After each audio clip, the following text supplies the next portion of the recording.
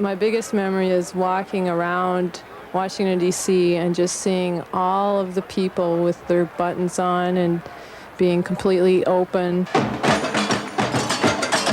I walked across the street to the quilt to see it, and I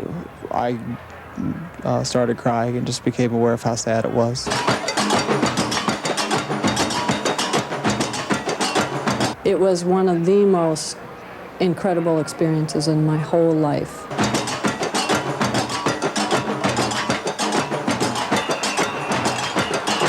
I was so angry at the government after our son Tucker died.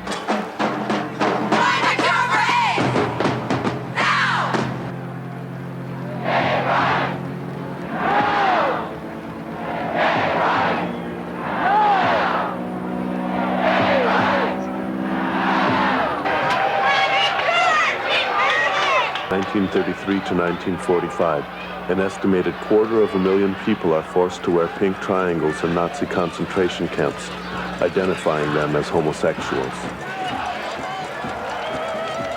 Now, the triangle is worn by lesbian and gay activists as a political statement. What does that mean? I love you.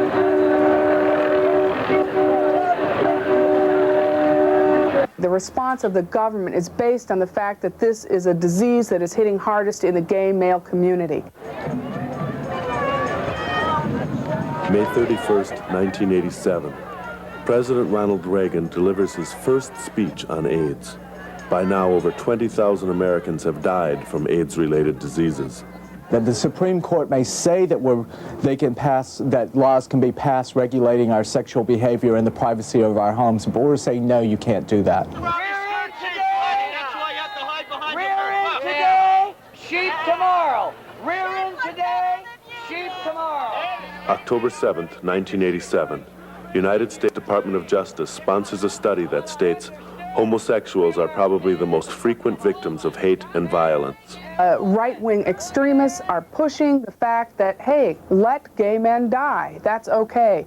And that's a clear indication that we need to stand up for our civil rights. In response to the AIDS crisis and rising homophobia, hundreds of activists across the country began a grassroots organizing effort to hold a multifaceted demonstration in Washington, D.C. October 11, 1987 is the date for the second Gay and Lesbian March on Washington. Over 80 events were planned, which included a march on the Capitol Mall, civil disobedience at the Supreme Court, and display of a quilt representing people who had died of AIDS-related illnesses. New York City's March organization estimates it will bring 500 busloads of people and at least 50,000 people. And you see tons of people walking on the street wearing March buttons. You know, it's as if we're taking over the city. We can not only be, you know, we each do a little visibility campaign, you know, like holding hands with your lover. Commemorative walks. But now there are just going to be thousands of us on the street, and it's just so exciting. We're gonna take a walk to Washington, claim the town, turn some regulations upside down, march up to the courthouse, tell those judges what to do. We're gonna walk to Washington. For that one weekend, gay men and lesbians took over the nation's capital. Our presence was everywhere, from the airports and subways to the parks and national monuments. And we felt great about being there together. We were to realize how different we all are as individuals.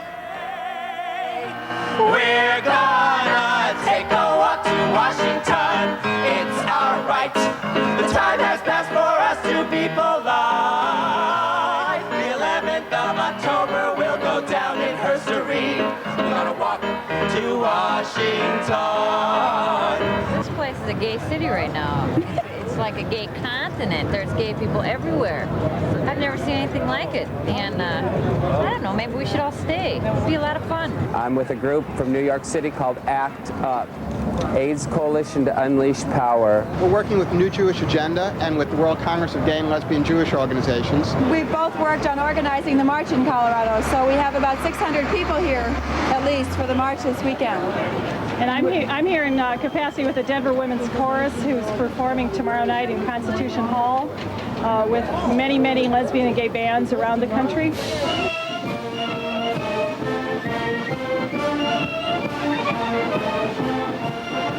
It's time to come right out there and be proud and be absolutely positive about what we are, because we are superior. We're great. But who would have thought that the courts would uphold an archaic law that's 100 years old? But the danger's not what's in our mouths.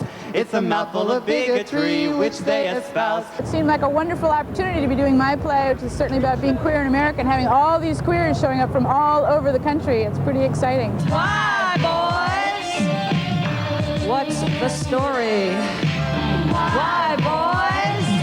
Oh, what's the real story? I run more than 20 miles a day in memory of the friends that I have lost because of AIDS, and in hope for an end to this disease that has already claimed far more than the admittedly conservative estimate of 23,000 American lives recorded by the Centers for Disease Control.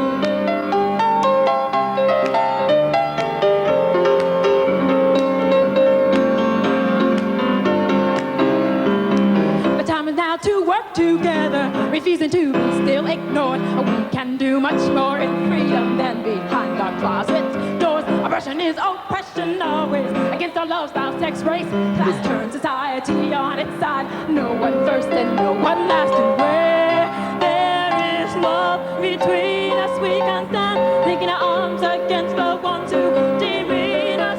Ridiculous idea that we can't get any federal money or any more federal money. I'm tired of people shooting at little kids' parents, kids with AIDS. I'm sick of it. And I want him to do something. I want someone to do something.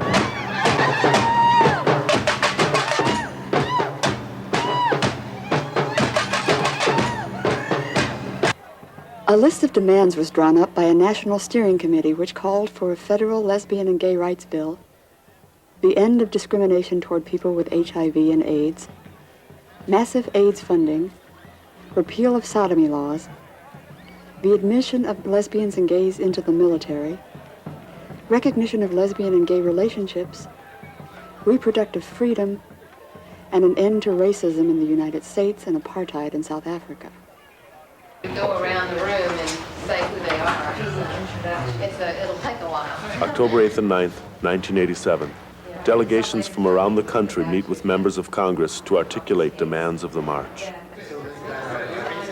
5 days later, October 14th, 1987, United States Senate votes 97-3 in favor of the Helms Amendment to restrict discussion about homosexuality in AIDS education material.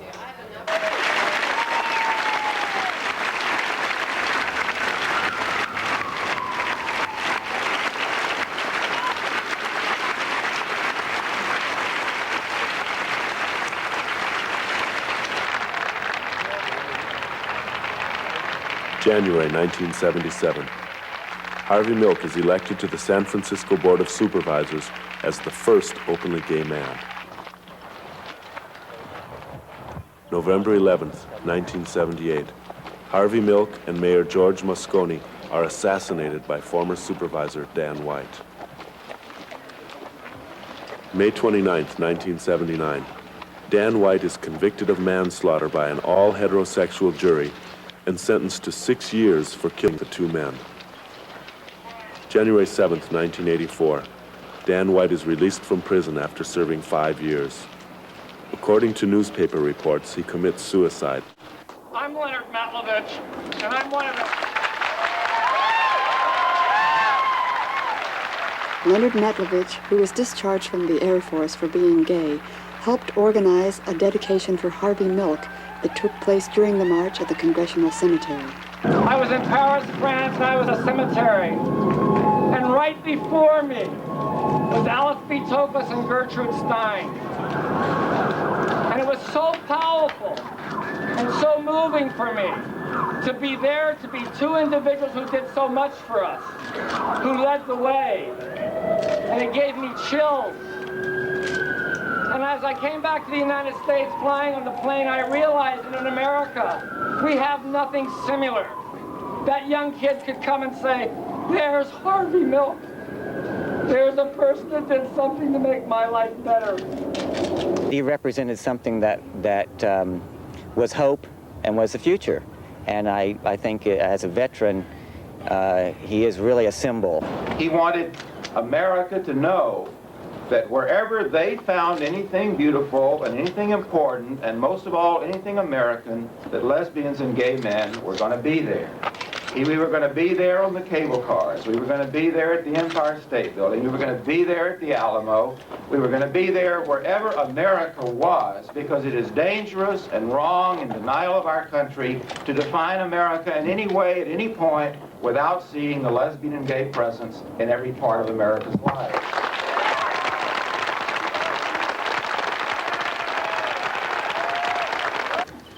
Portions of Harvey Milk's ashes and personal possessions were contained in a box as visitors paid homage to the slain leader.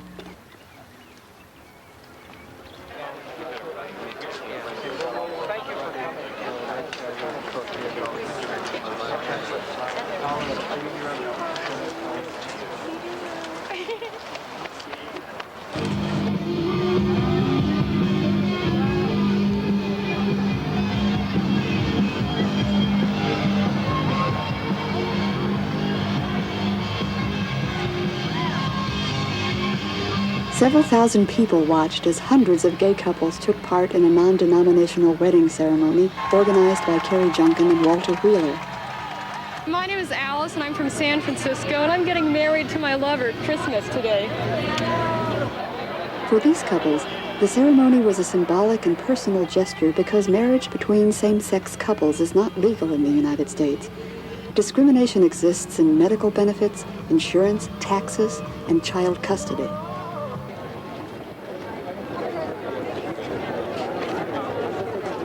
We're having a reception for our friends in San Francisco when we get back. We're throwing the reception for ourselves. Our biological families don't have anything to do with it, and not a whole lot to do with us. But the family that we're with here and the family that we have back in San Francisco is going to support us in making our own family an anti-nuclear family, if you want to have it that way. It is time for the government to take their hands off of our families, our partners, and our children, and their eyes and their laws out of our bedrooms. Love makes a family, nothing else, nothing less. For love and for life, we won't go back! November 1983. Sharon Kowalski is struck head-on in an automobile accident, leaving her severely disabled. July 1985. Sharon's father, Donald, is named guardian, and within 24 hours he rules that Karen Thompson, Sharon's partner of 4 years, could not see her again. And now I have been kept apart for Sharon for over 2 years. Sharon typed out the last time I saw her, "Help me. Get me out of here. Take me home."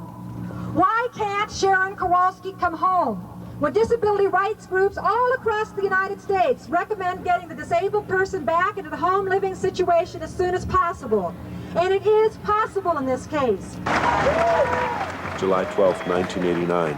After a lengthy court battle, Donald Kowalski relinquishes guardianship of Sharon Kowalski. Karen Thompson is allowed to visit, but not granted guardianship.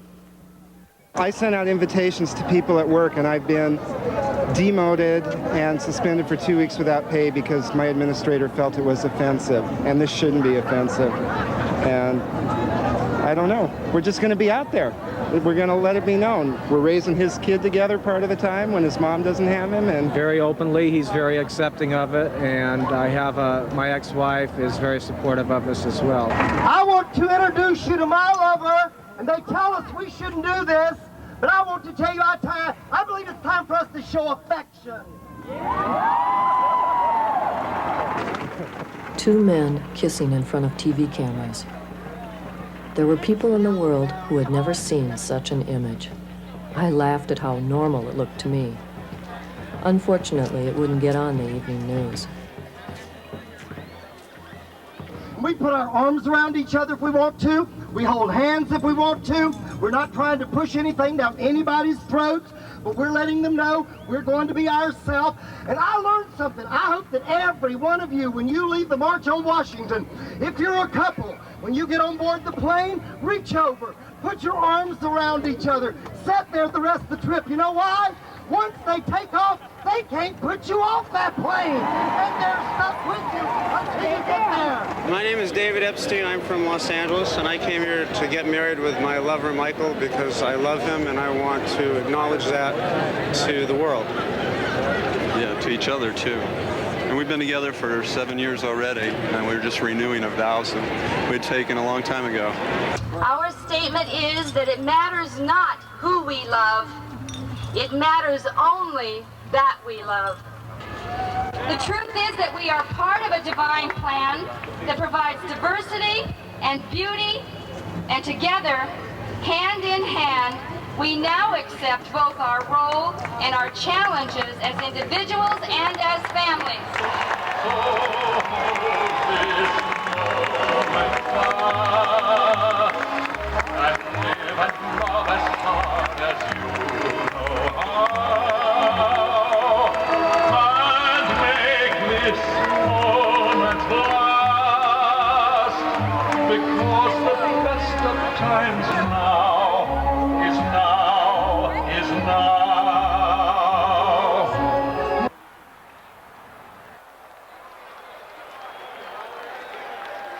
October 1st, 1989.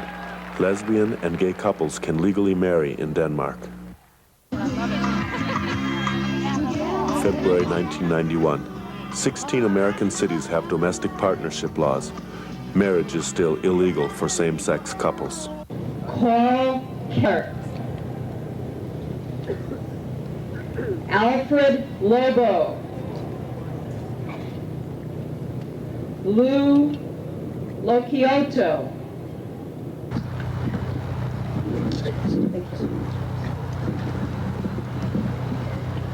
Craig Gordon. James F. Beecher. Ben Brown. Douglas Brown. The Names Project AIDS Memorial Quilt was conceived by Cleve Jones to humanize the AIDS epidemic and raise money for people living with AIDS. Richard J. Donovan. Each panel was made by families and friends of people who had lost loved ones to AIDS. Ron Gertz. Ron Hall. Peter Heth. Tears flowed. Chris Hughes. Strangers embraced strangers as they wept. Mark Landsberger. Ron Losey. In striking contrast to the rest of the Wieking festivities, this crowd was quiet. Ray Nyquist. Typically pushy reporters and camera crews stood silently as they viewed the quilt. Chuck Ricob. Louis Hyonke. At the second march, I felt so sad. May of that year, we lost our oldest son to AIDS. Ken Stevenson. The quilt helped me with my loss. I made it with our youngest son as a tribute to Chaka.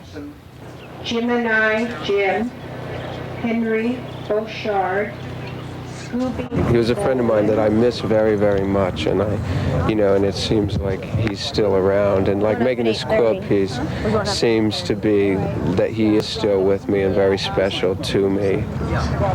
Ralph, Robert, Steve, Tony. My piece has two people because I wanted my brother and his partner to be together.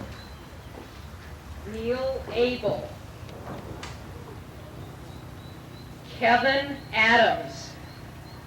I just started crying, and people were walking up to each other and just telling each other, people that didn't know each other, just like family, which it was. Whitney Anderson. John and Jane Doe. Jerry Legensan. I saw other mothers. Foster. Chris Cooper. So many talented lives wasted.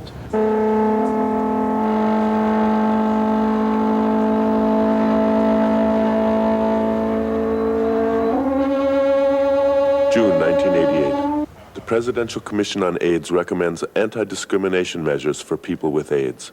However, Reagan never acts on this recommendation. July 26, 1990. Americans with Disabilities Act extends to all people with disabilities, including HIV. Discrimination is outlawed in private employment, public accommodation, transportation, and telecommunications. August 18, 1990. For the next fiscal year, cities devastated by the AIDS epidemic are authorized to receive $880 million. Congress appropriates $350 million. As the AIDS epidemic worsens, the quilt has grown to over 13,000 panels and is shown across the world, educating and raising money for AIDS treatment and research. January 1991. Over 100,000 Americans have died from AIDS-related illnesses. Stephen Soprano, Michael Hale, Amy Hyler.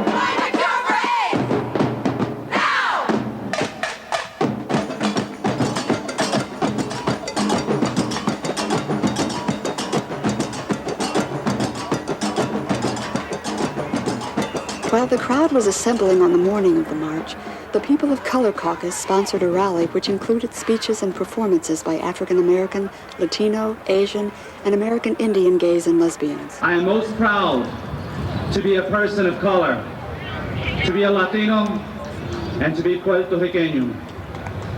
I am gay, I always have been, and always will be.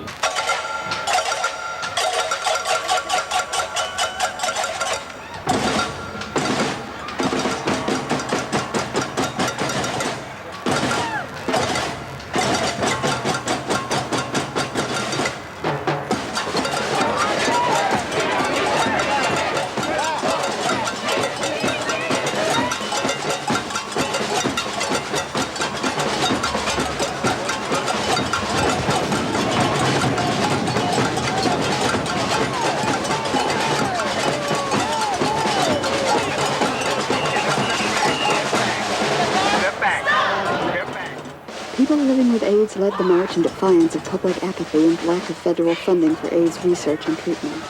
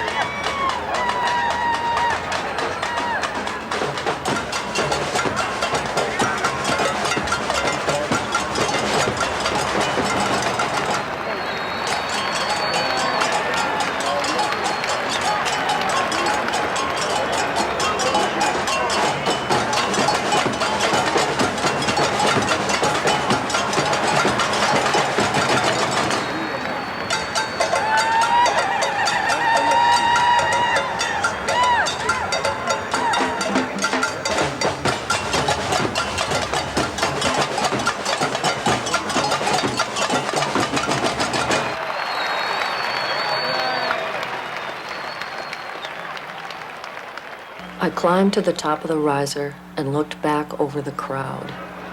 It was a wild sea of emotion. I had never seen so many gay people in my entire life. Tears rolled down my face and I began to cry. A new realization entered my heart. It didn't matter that some people hated us. They were wrong. We are part of the human race, and we are meant to live here and love one another.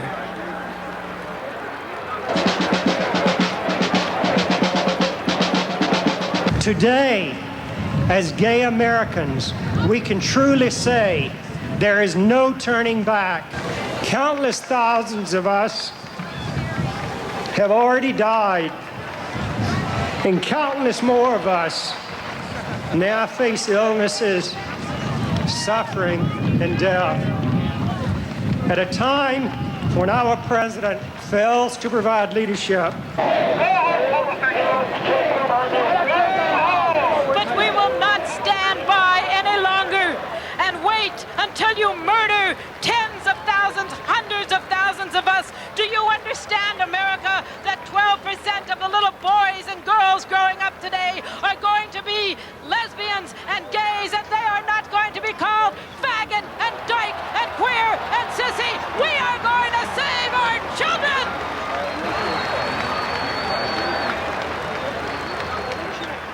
January 1989. United States Department of Health and Human Services sponsors a study that reveals that as a result of the stigma society places on lesbian and gay youth, they are 3 times more likely to commit suicide. My black gay brothers and my black lesbian sisters are members of black families, both the ones we were born into and the ones we create. Homosexuality is not what is breaking up the black family. Homophobia is.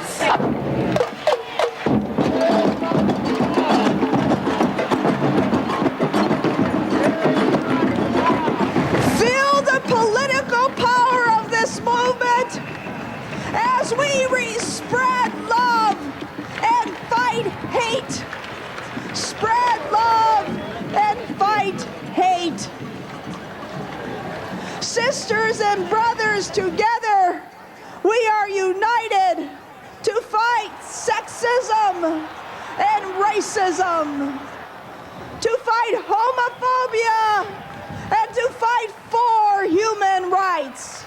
2, 4, 6, 8, 7, 8, church and faith.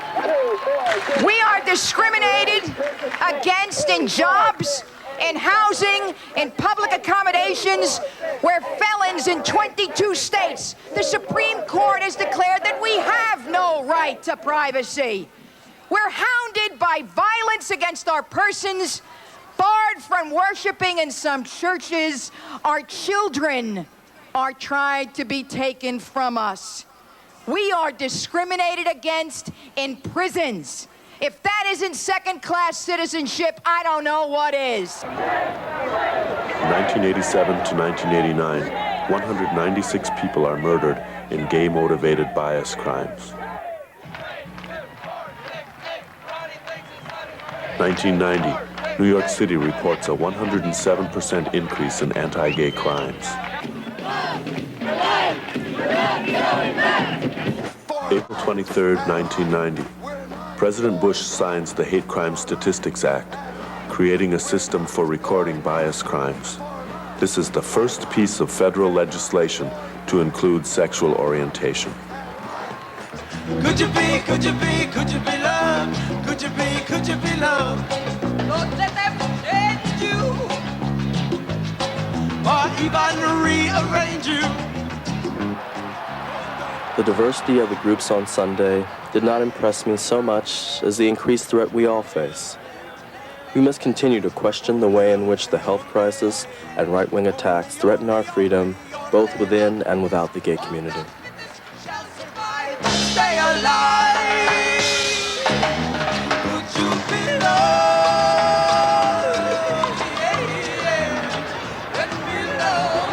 It's up here. I see it there now. Could you be loved? Let me love.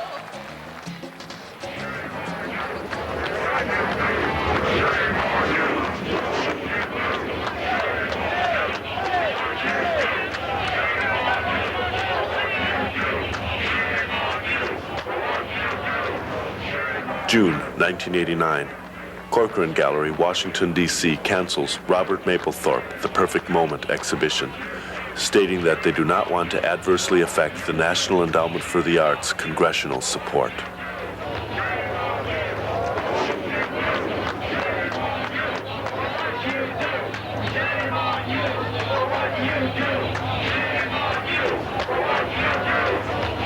October 1989. All NEA grants restrict grantees from using the funds to produce homoerotic art. June 16, 1990. NEA Chief John Frohnmeyer vetoes 4 individual artist grants for Karen Finley, John Fleck, Holly Hughes, and Tim Miller. Finley is a feminist, Fleck and Miller are gay, Hughes is lesbian. One man, one woman, married. October 1990. Congress lifts the ban on homoerotic art. NEA grants continue to be subject to a decency clause. 4 right-wing fundamentalists with strident placards marched through and stood among the crowd, while mumbling what seemed to be incantations to ward off evil. The crowd was unprovoked and successfully ignored them. The intruders went untouched. What impresses me is the thought of what we could expect if the situation was reversed. If 4 gay and lesbian people, with signs, entered a demonstration of over 500,000 fundamentalists, I cannot imagine that they would make it out unattacked and undamaged. To please keep in mind that this is indeed our day. We have come out of the closets, out of the shadows, and we marched into fucking history. And we did it with love. And we did it with caring. And we did it taking care of each other. And we did it as a family.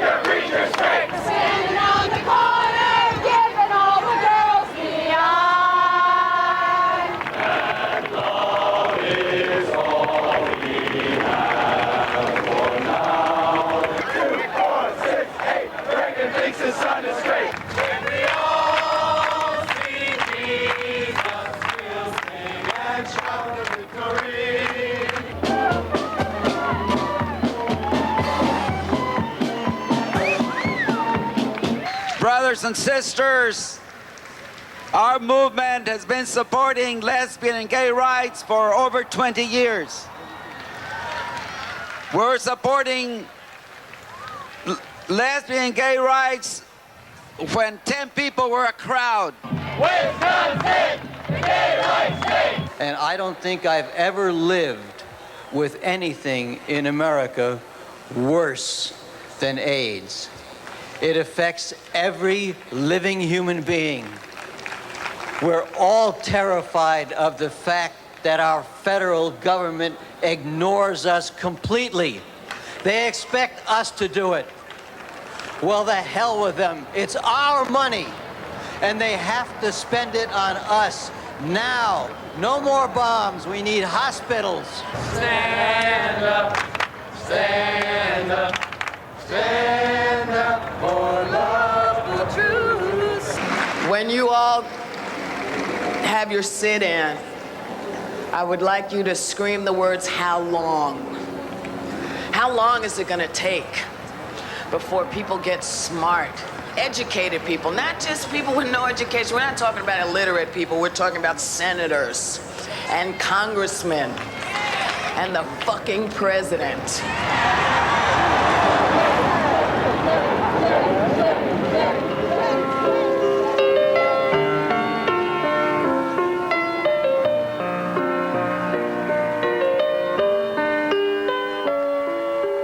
Ancient eyes are watching in the night. The stars come out to guide the way.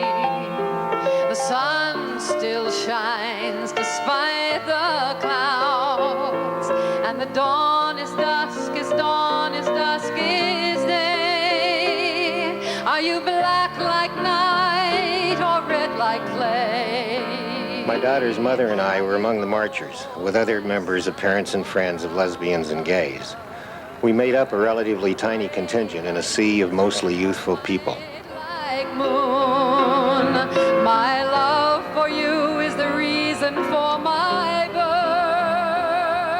Dramatically, however, this token symbolic presence touched off a stirring in the crowd that soon grew to a thunderous roar of cheers and applause that followed us all the way down Pennsylvania Avenue.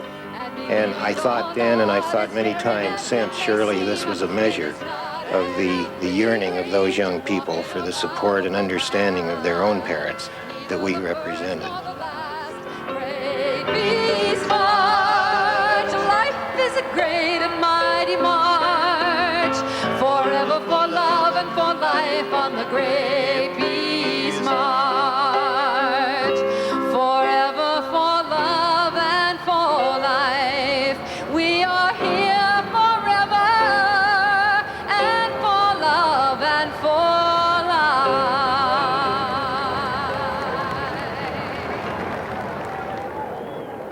life. May 10th, 1990.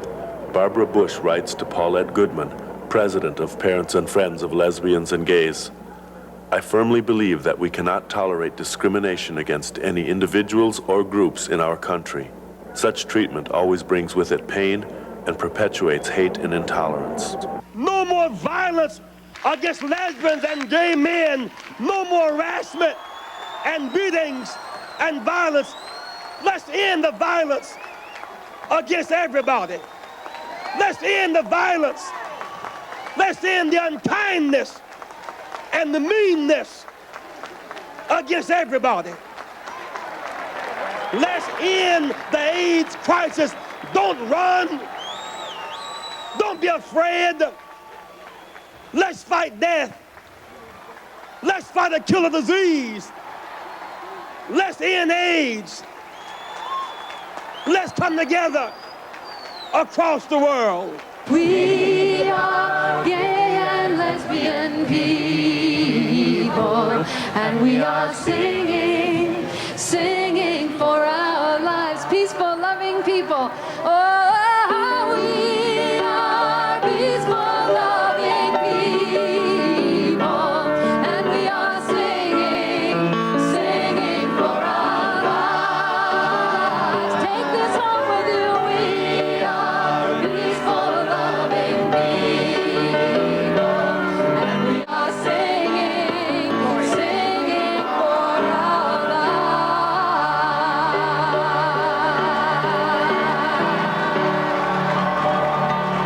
Peace to all of you. Thank you for being here on behalf of everyone.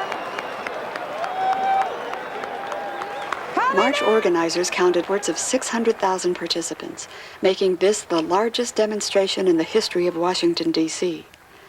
Park Police, on the other hand, reported 200,000, a figure picked up by the major news media. Some publications, such as Time, U.S. News and World Report, and Newsweek, made no mention of the march at all.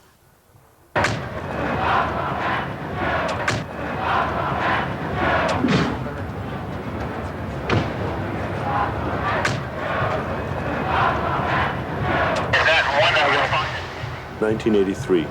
A policeman enters the home of Michael Hardwick of Atlanta, Georgia, and finds him having sex with another man. Hardwick is charged with violation of Georgia's sodomy laws. After spending the night in jail, the charges are dropped, but Hardwick challenges the law all the way to the Supreme Court. June 30th, 1986. The Supreme Court rules 5-4 in Bowers versus Hardwick that each state may legislate rules of sexual conduct, stipulating that homosexuals do not have a constitutional right to privacy. October 13th, 1987. Civil disobedience action to protest Bowers versus Hardwick. 4,000 demonstrate and 624 are arrested, making it the largest anti-Supreme Court action in history. Why are you wearing gloves? Why are you wearing gloves? Only sissies wear gloves. Only sissies wear gloves. A microphone gets pointed at me. He shouts the question over all the noise. Why are you here? I didn't rehearse this. What can I say? It's time to take a stronger stand for our rights, I holler back, still being swept along. What rights? The question makes me angry. We're not protected from housing discrimination. We can be fired for being gay. We can go to jail for having sex. Our children are taken away from us. It's got to stop. Then I'm carried away in the surge toward the steps. We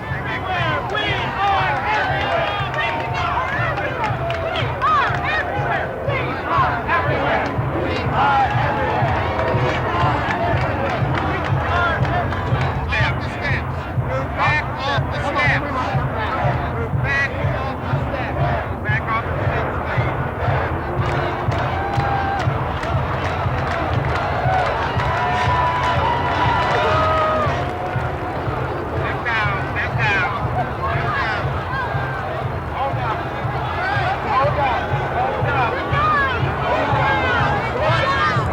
the barricade, eye to eye with the police. I smile, turn around, and sit down. We take handfuls of pink paper triangles and toss them into the air. We are not afraid.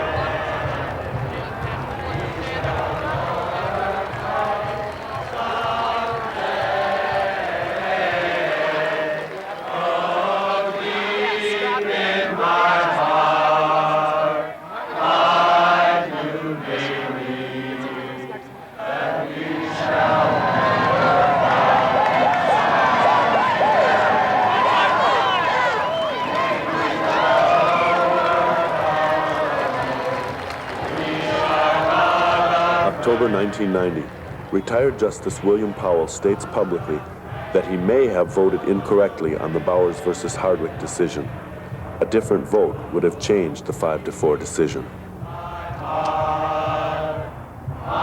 January 1991, 25 states and Washington, D.C. have laws against homosexual sodomy. 2 states have 20-year prison terms.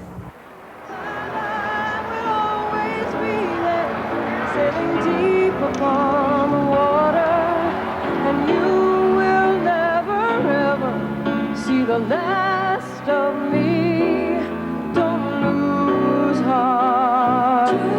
It's the beginning, not the end. It's just the start. You found a family of friends. Don't lose heart. And I'll be back with you again.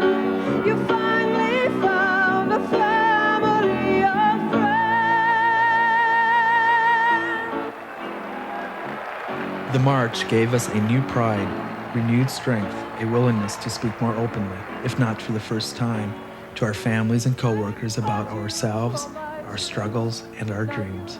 Taken to deep water, and like I always told you, we will sail just like a dream, and I will always be there. It's estimated that there's something like 25 million gay people in America. So by definition, they started out with some 50 million parents.